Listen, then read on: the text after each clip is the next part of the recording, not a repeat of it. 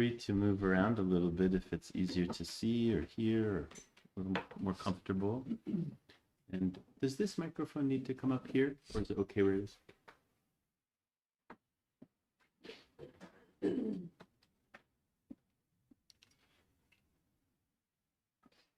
Seems there's a bit of pollen in the air. Anyone feeling spacey? I always feel very spacey this time of year, and it's hard.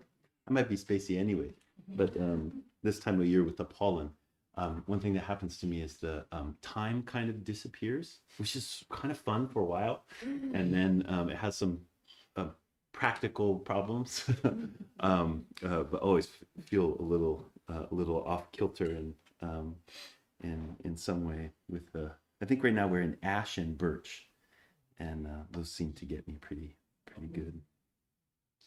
The sun came out this morning just as just before we started service. It was really nice. Another thing that happens this time of year is that we get scrubbed down a bit.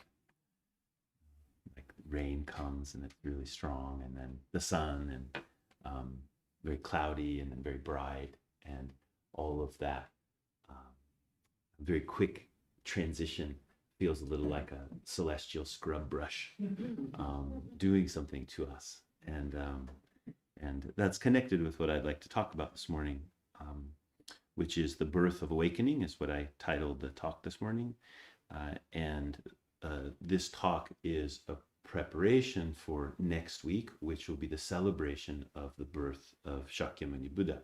Each year on the Sunday that falls closest to April 8th, which is the at least in the Japanese calendar, is the day where the Buddha's birth. We have what's called a flower festival or flower ceremony, where we have a baby statue of a baby Buddha, and is placed in a bowl of water, decorated with many flowers. If we're lucky, some more of the cherry blossoms will come out before next week, and we'll be able to decorate with that. And then we all cooperate in bathing the baby Buddha, which is a very ancient tradition, very ancient ceremony.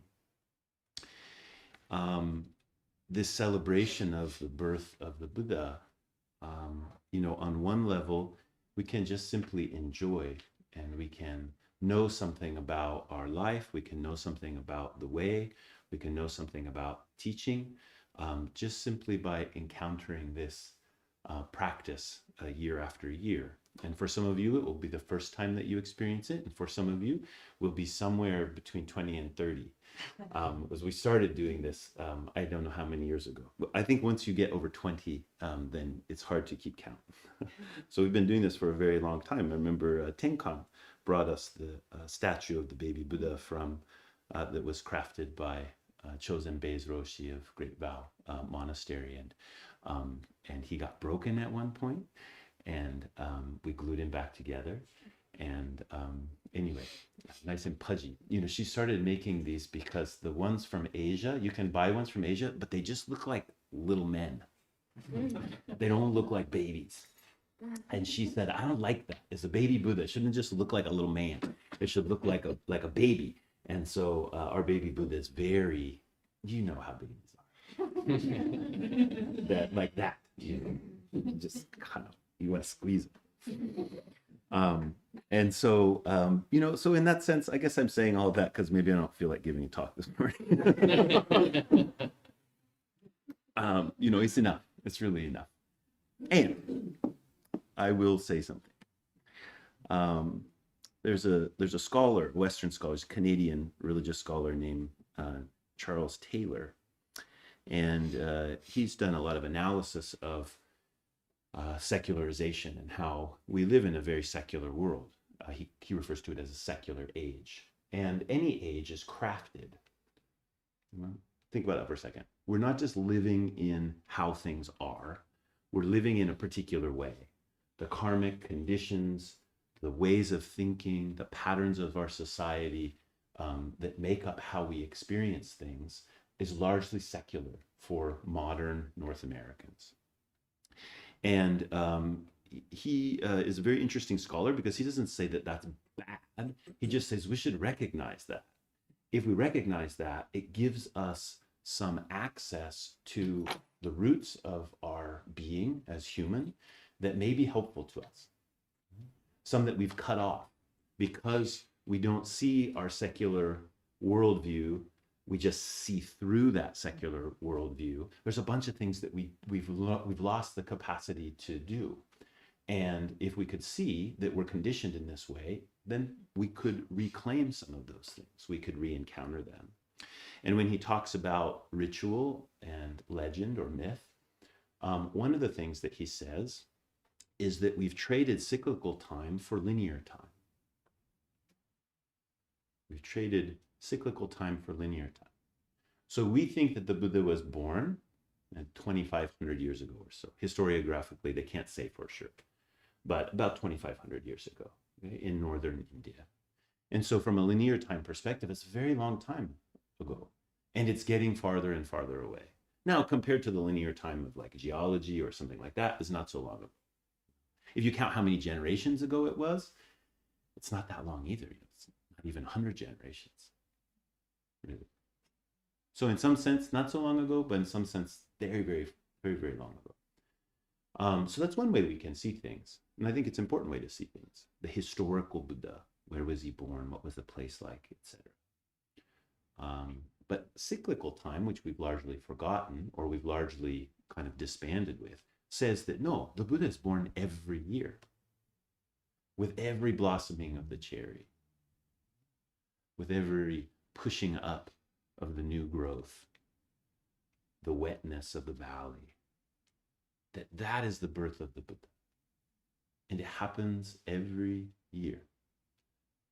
And we're closer now to the birth of the Buddha than we were, say, in December, or that we will be in the coming December. Because in the circle of things, we're drawing close to the birth of the Buddha. So this is the mindset of cyclical time. So I bring that up because as we celebrate, on one level, the celebration is simply a recognition. We're pretty lucky this person awakened and that we're able to receive those teachings as they've been handed down through time, 2,500 years of time of celebration. But also as we draw close, to know that that birth of the Buddha is not something outside of ourselves. It's not something that's just located historically, but it is part of our life, that the legend of the Buddha's awakening is our legend of awakening, is a story of our life, is the story of our heart and mind. And when we encounter ritual in this way, it has this wonderful capacity to teach us about what does it mean to live out or to align with the significance of what is happening. In this case, what's happening is the birth of awakening, the appearance of a body that is awakened in the world. What is the significance of that? The ritual asks us to draw close to that, and in our celebration, to take on the conundrum of awakening, to take on the conundrum of, awakening is kind of a big, difficult word, but maybe we just say to take on the conundrum of what is a pure life? What is a true life? What am I to do with this mind? What will be true? And that can become very abstract if we think about it. But the ritual says, it's not about thinking it through and having your map all exactly correct. It's meet the actuality of it. As you draw close to it in cyclical time, enact something which makes the conundrum live in you, makes the question live in you, and then your life becomes the answer. I kind of really am so tired of answers. Questions are the real jewel. When you have the real question, then your life becomes the answer. Your life is aligned through the question. When you have the answer, then it's like, well, the answer's over here, my life's over here. How am I going to beat it into shape? Right? How am I going to get it beat into that shape of what the answer is that I've received in some way? When you receive the question, it's the invitation. Right? The Buddha shows us the body of awakening and then says, step in. What is this body of awakening? And my life can be aligned by the question if I receive it. So this is the power, or the potential power, of ritual. Because all real spiritual truths are mysteries. And what I mean by mystery is that they can be endlessly explored and endlessly fruitful in their answers to our questions or in their responses to our questions. But they always remain a question that we can come back to again, at least if we can avoid the trap of dogma. So myth and ritual works with how we see, because it's not abstract. It invites us into something, and then the encounter of this life can unfold. I'm going to say something about it. I say this a lot, and I don't know if it makes any sense to people. So I'll say it again, and I still won't know if it makes any sense to you. But the difference between focusing on what you see and how you see. This is a really big, important distinction. What you see is very, very important. And I don't mean just see with your eyes. I mean experience. Right? That's very, very important. But it is founded in how you see. Right? And so much of what religious teaching is doing, or spiritual practice is doing, is giving us a way to work on how we see, not just what we see. Not just teaching us to point our attention in certain places because that's what we want to see, but to say, what is the quality of my attention? Right? I like the word regard. What is my regard for things? Do I regard them as unimportant, as superfluous? Do I regard them as important? Do I regard them worthy of my care? Do I regard them as worthy of even being a thing in the world? Like among all the blades of grass, how will you regard any blade of grass? That's a big conundrum, right? Like, because the whole universe is just blades of grass and blades of grass and blades of grass. Even big important things like stars. Our star is not even such a big deal, right? The sun. So in that immensity, what will you turn your mind to? What will you turn your attention to? That's a question of regard. So, the legend of the Buddha's awakening. Mahamaya is the name of the Buddha's mother, Great Maya. And she was married to King Suddhodana. And it's said that Mahamaya had a dream one night in which she was lifted up to the Tushita heaven. And there's some very ornate, I won't go through the very ornate version of the legend, but a place is prepared for her on Silver Mountain. And she lays there and is adorned in all of celestial dress and bathed. And the future Buddha, Shakyamuni Buddha, in his incarnation in Tushita heaven as a great white elephant, approaches the mountain and comes into her chamber and circumambulates her 3 times, and then enters into her side. And then she wakes up and she tells the king of her dream, and he's overjoyed because this means that she will have a child. And indeed, she's pregnant, and towards the end of her pregnancy, she asks the king if she can return to her hometown.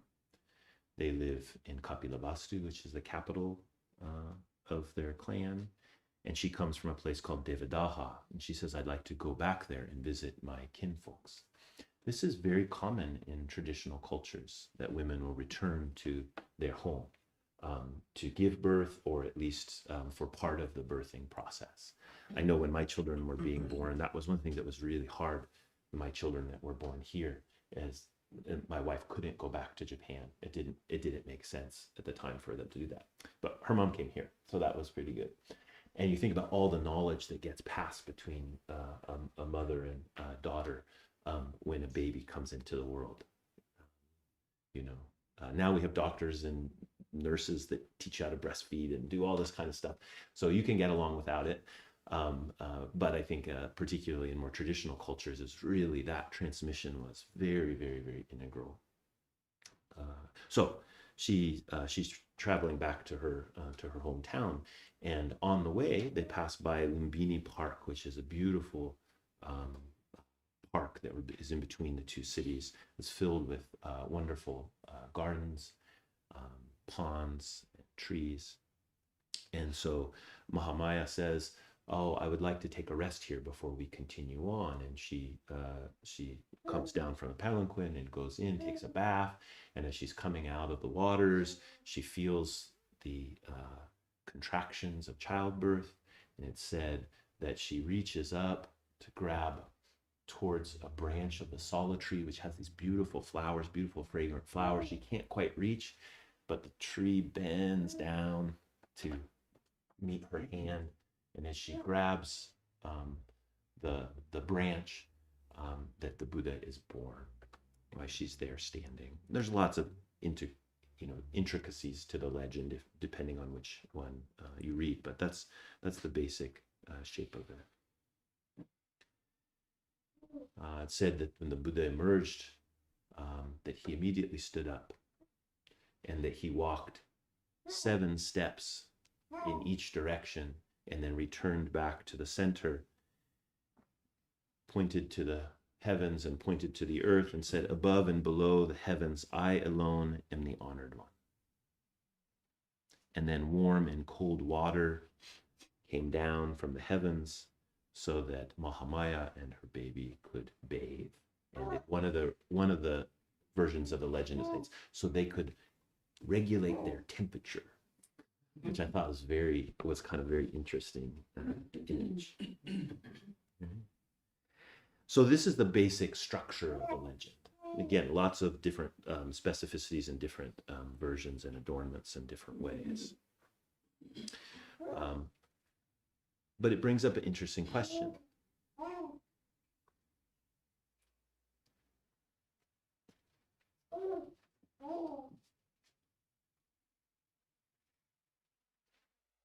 What is it for a Buddha to appear in the world? The legend asks us to think about this being, this personification of awakening is appearing in the world. We're drawing close to that time together right now. What's it going to look like? If we pay attention to that baby, which is very easy to do, babies are very compelling, right? If we pay attention to that newborn, what do we turn away from? And does it mean that this thing that we focus on, awakening, if it becomes a thing and we ignore all the rest of the world, is that really awakening? If our attention is transfixed on one object and everything else is disregarded, that doesn't make sense. That awakening is about the truth of all beings, not just of one thing that appears in front of me, one experience, one person, one baby, as compelling as it may be. So that kind of conundrum is right inside the legend or right inside the story. And all real myths have these kinds of conundrums that are inside of them. Now, Dogen Zenji, the founder of this school of Zen Buddhism in Japan, he took up this conundrum and he gave a short talk about it. So I'll read it to you. It's very short. This comes from a book called Dogen's Extensive Record. In Japanese, that's called Eihei Koroku. And it's a collection of short talks that Dogen gave. That's primarily what the book is. And so his student Ejo, Ejo Zenji, he would record things from his talks, and that's where we get these talks from. So this comes from a Dharma Hall discourse called "Washing an Unstainable Body," and it's really interesting. I'm so fond of the Buddha's birthday, and in here there's about 8 years in which his Dharma Hall discourse on washing the baby's body is there. So there's about 8 of them in this collection. So 8 different years where he gave some little talk before they did this ritual, and this is one of them. And the majority of it is a quote from his great uncle in the Dharma named Wanshi Zenji. So if you think about how families works, if you said your great uncle, that would be like one of your parents, like grandparents' sibling. Yeah. So this is his great grandfather in the Dharma's Dharma brother, Wanshi Zenji, who didn't have any Dharma heirs. But I think because he didn't have any Dharma heirs, he was able to give us the most sublime teaching. And Dogen Zenji was very fond of him, and he oftentimes quotes him. So in this Dharma Hall discourse for bathing the baby Buddha, Dogen says this: when Zen Master Wanshi was abbot at Cheongtong in Dharma Hall discourse upon bathing the Buddha, he said, "This is the completely clear water of the emptiness of self-nature, the perfectly bright, pure wisdom body. Therefore, we do not need to wash the body. Right here, not a speck of dust exists. So he has become Buddha, overcome demons, reached the other shore, and departed this deluded riverbank. This dada-wawa baby talk was at the beginning. Then this random crawling around became the cause for becoming Buddha. On this occasion, Shakyamuni Buddha, do not get angry at our pouring foul water on your head. Why don't you invoke the power of Avalokiteshvara Bodhisattva, and then naturally this injury will rebound to its originator, i.e. us. Benevolent people, what is it like just when the ladle for pouring water over the Buddha is in your hand? Without the cause of thoroughly studying a single thing, we cannot develop any wisdom." This is the end of the quote from Wanshi Zenji. The teacher Dogen said, "This ancient Buddha, my Dharma uncle, was from the branch of Daokai and a disciple of Jichun. Although Wanshi said it like this, his descendant Eihei has a verse on this occasion. At this time of the birth, 3,000 worlds tremble. At his awakening sight, 80,000 gates opened wide. Pouring water over the head of his unstained body is an embarrassing scene of sincerity and play." So, for most of you, you hear something like this, and my guess is you're saying, I have no idea what he's talking about. That's totally fine. Okay, the point of this is not that we just read it and we say, oh yes, Wanshi, I see your point. That's not how these things go. The way they go is you encounter something that's like, what's going on here? And it needs to be that way, because what he's going to help, his whole purpose in giving a talk like this is to try to help us uncover the question, right? Not to uncover the answer. An explanation would help give you an answer. But what he's trying to do is help you discover a question, a real question that will make the thing real, right? Not just fill in some slot in your head for what is the birth of the baby Buddha supposed to be about. So he says, this is the completely clear water of the emptiness of self-nature, the perfectly bright, pure wisdom body. So he's going to give us a reference for what is this body, the whole, we're washing this thing. What is it? And he says that it's the perfectly bright, pure wisdom body. If it's real awakening, it is pure and bright with no beginning or no end. This is the fundamental teaching in Mahayana. So how could it appear? And if it does appear, then what's up with this washing? Right? How could you wash it? He said, therefore, we do not need to wash the body. Right here, there's not a speck of dust. A real awakening couldn't have any grime on it, right? Because the grime would also be luminous. There's nothing outside. When the Buddha was awakened under the Bodhi tree, he said, I, the great earth, and all beings attain to the way at one time or at the same time. That means every speck of anything in all of the cosmos is included in that awakening, is included in the body of the Buddha's awakening. So what are we going to wash off of this baby?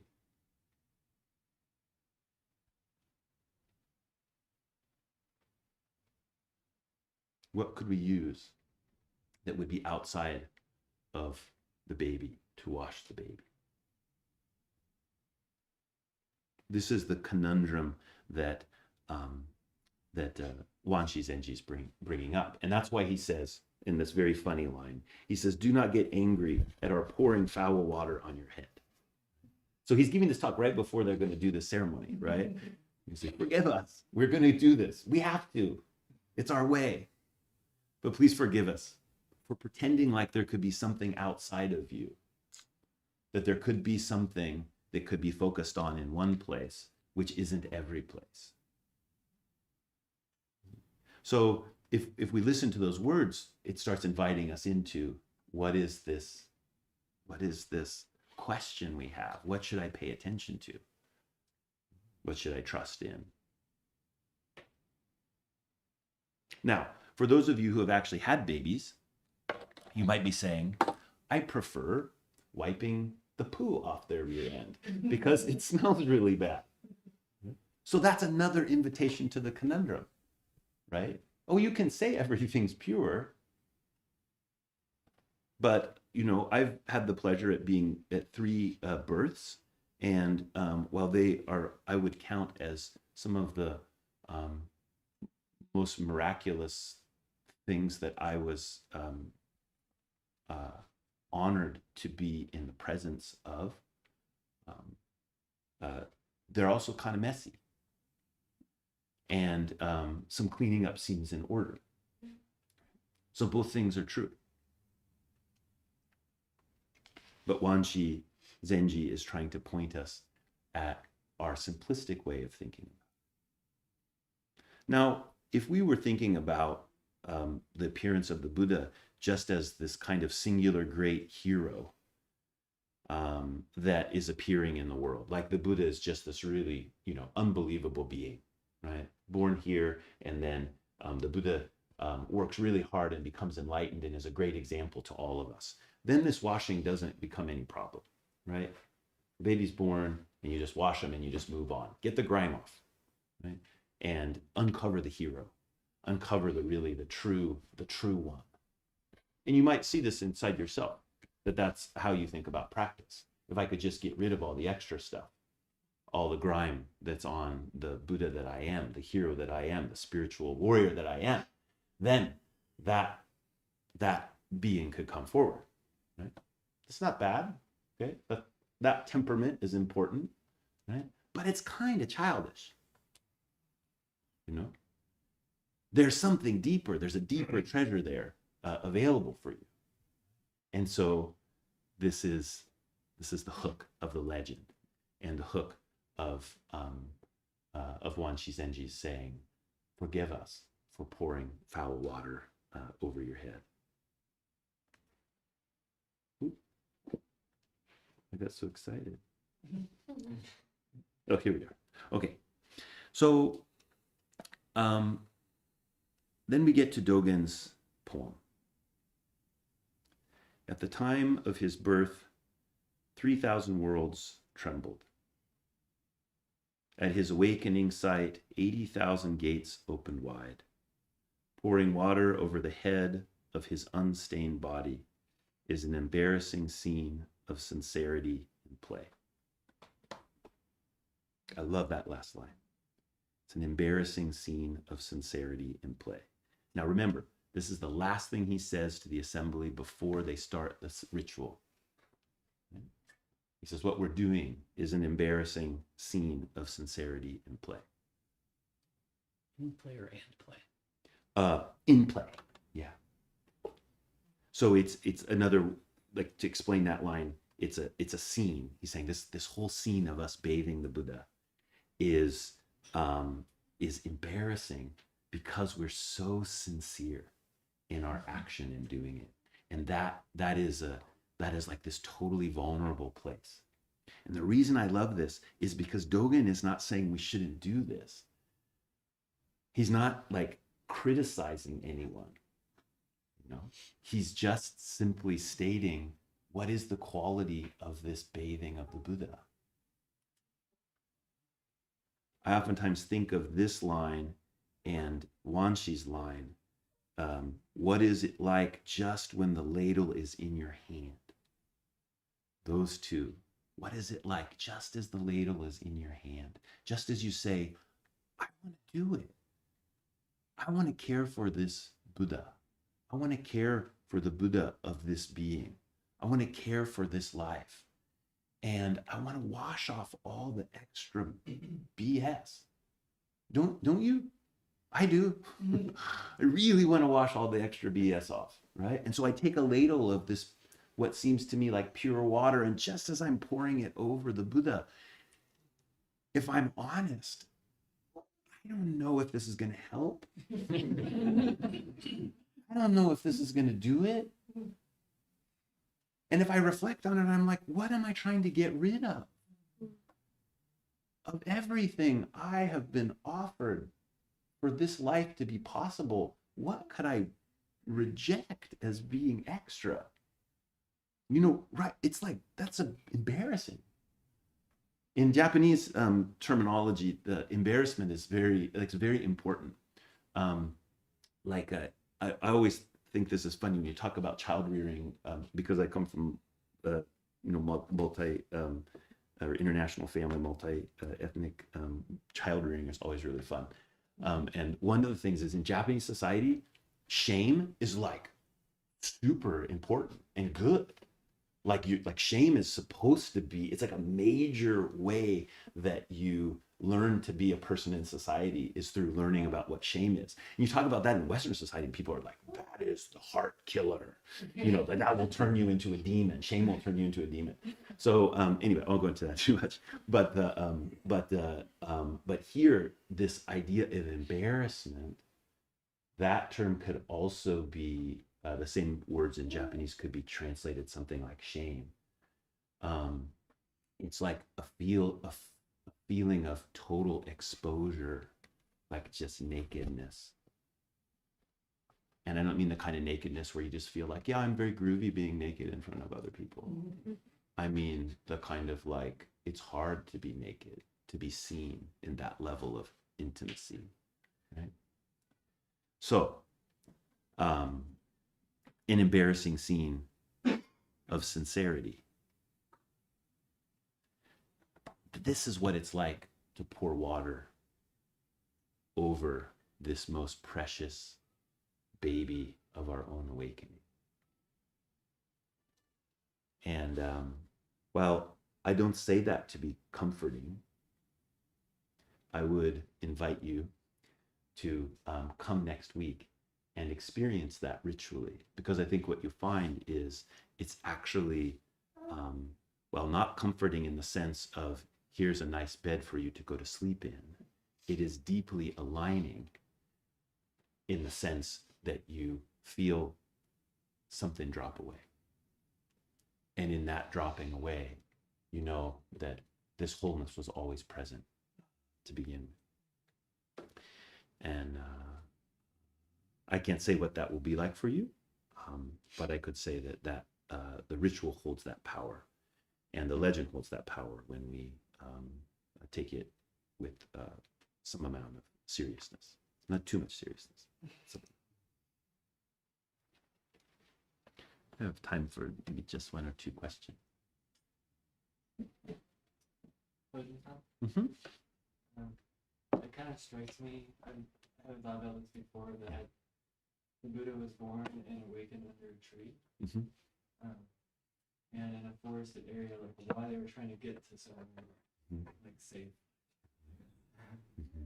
I don't really have a question about that. I do, but kind of like that's an interesting image, and also awakening was carried. Yeah. Like carrying a child, awakening was carried into the forest. Yeah. to be given birth. And also the Buddha died under sal trees, twin sal trees. So this motif of the tree being born,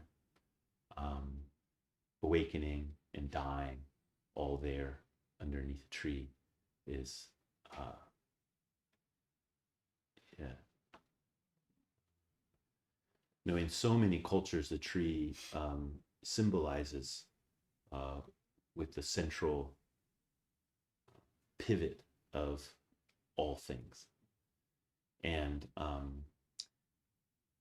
if you think about the branches going down into the earth or the roots going down into the earth and the branches reaching up into the sky, and then a trunk in between. And not all trees are exactly like that, but if we take that kind of character of a tree, you can see why that's so important. That with a consciousness that is fundamentally split by delusion, that there is this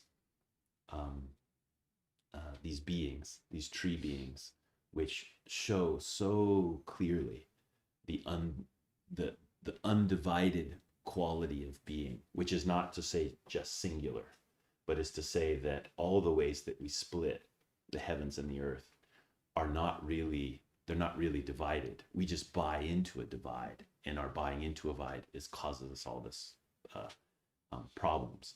But right at the turning point of everything, there is a place where they're not broken apart, and that's an interesting thing to think and feel about when we draw close to the Buddha's birth or the Buddha's death or the Buddha's awakening, that those trees become central. One of the things I love about the story or the legend of the Buddha's birth is where the tree is responsive to Mahamaya.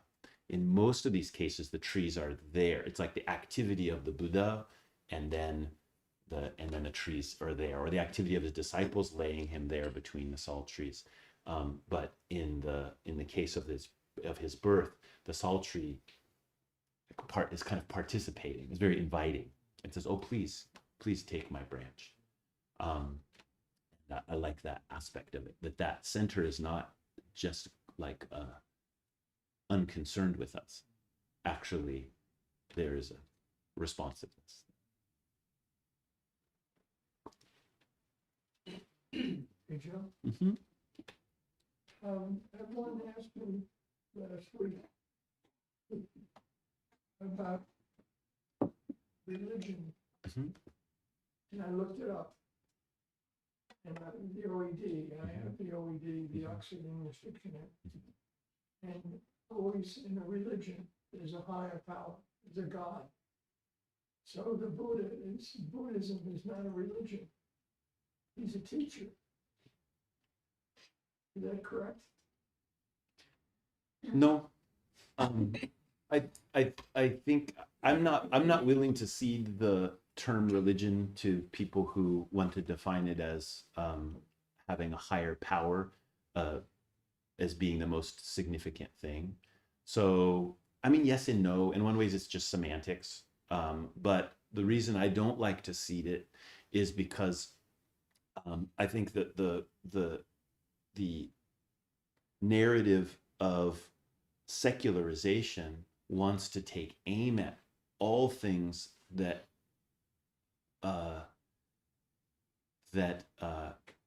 can't be rationally verified, right? And so it's very convenient to just take aim at religion. And so if we sort of cede religion, the word religion, to that way of thinking, then this doesn't seem so helpful to me. Another way to go at it is say, yeah, sure, Buddhism isn't a religion. We're a spiritual practice. But if we're going to say that, that doesn't mean there are no gods. It doesn't mean that there are no super woo-woo stuff. All the stuff that we might not like about religion, or a secular mindset might not like about religion, we don't exit all of those because we say it's not a religion. And so, you know, in in Asia, like in Japan at least, there wasn't really even a word for religion. So they had to come up with a term to be able to talk with Westerners, right? So now the modern term for religion is shukyo, and shu means source, and kyo means teaching. So shukyo would mean like the teachings of the source, or teachings from the source. So that's pretty good. But if you translate it into English, everyone would translate shukyo as religion. I like the way that in Asia in general, and I would say in East Asia in particular, there is a way with the talking about spiritual paths that is not so either or. And so there's kind of recognition that there are different spheres of how it is that we experience life, and that some of those fall within a sphere of what we might traditionally call religion, and some of them fall under a sphere of politics, or they fall under a sphere of society in general, or whatever. That those all can overlap each other, and it's not such a problem. And that the different paths in terms of teachings of the source, there can also be many of those, and you don't have to so clearly define the edges. More your job is to know about what's the source. Does that image make sense to people? Like if you're really concerned about what's the edge of the circle, then you spend a lot of time trying to say what's inside, what's outside, where's the line between this and that. And that we do a lot of that, especially in the religious world, because they're based on dogmas, basically. That's how Western religion developed, especially in North America. So it's subscribed by that. And so the questions become like, do you believe in God? I love this. You know what Jung said when they said, do you believe in God? He said, no, I know God. Imagine Carl Jung saying that to you. Probably wouldn't ask him follow-up questions. but our general approach becomes one of like these doctrines that really define the edge. In the East Asia, the emphasis is on the center. And so there's a recognition, like the farther away you get from the center, maybe the more wonky the stuff gets, right? You're not really, it's kind of peripheral stuff there, but there's a central well from which it all comes. So a lot of the focus is placed on how do we take care of that central thing, and that the stuff around it is all coming from that place. So the overlap between things becomes much easier. And then you can talk about how things come from the same source much more easily than you can when you're talking about how things are, do they share the same perimeter or not? Refuge recovery Mm-hmm. is an addiction Mm-hmm. service, Mm-hmm. and it says it's non-theistic. Yeah. That's the others are. Mm-hmm. Yeah. I think that's so helpful. In Buddha, there can be a real wall to a theistic thinking, especially if we have karma from it. We have karma in relationship to that theistic approach that Buddhism provides us an opportunity to say, no, you don't have to believe in God. You don't have to be subservient to a higher power. None of those things are necessary for practice in Buddhism. Now, if we made a dogma that said, now there's an edge, anything that sounds like there's a God in here, anything sounds like submission, anything sounds like that, that's not Buddhism, then we're kind of missing the point.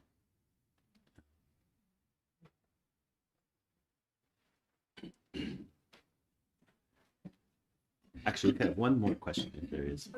Hi. I was really interested in the idea of like the embarrassment having to do with the ceremony, and just like thinking about ceremony in that way. And I was curious to hear your thoughts on like both that, like the embarrassment side of it, of like we're taking ourselves so sincerely while doing these, with the idea of like reverence, and like how those two, if they, I assume they can coexist because it's Buddhism and you know how it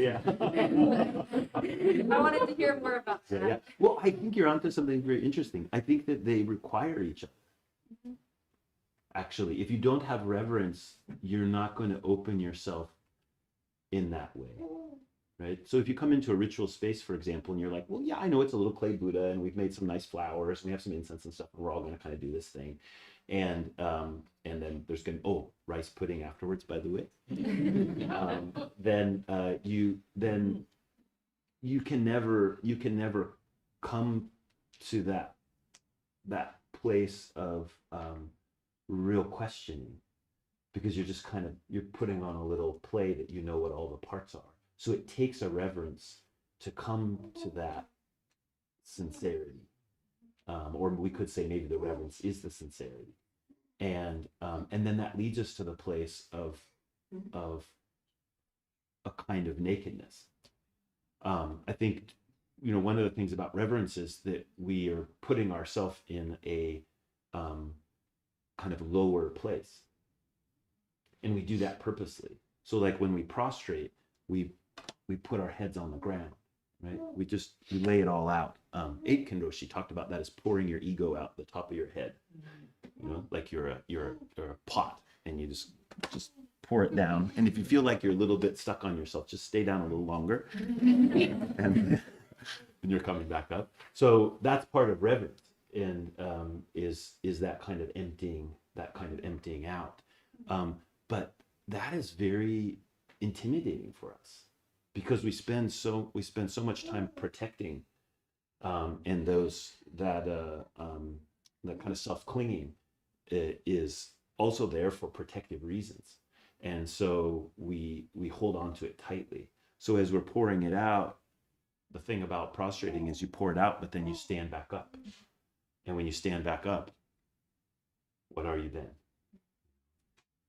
That's the place of reverence, and also I think the place of sincerity, and I think the place that we may feel a little raw, we might feel a little exposed, and that kind of exposure is actually, in the right conditions, is really central to our spiritual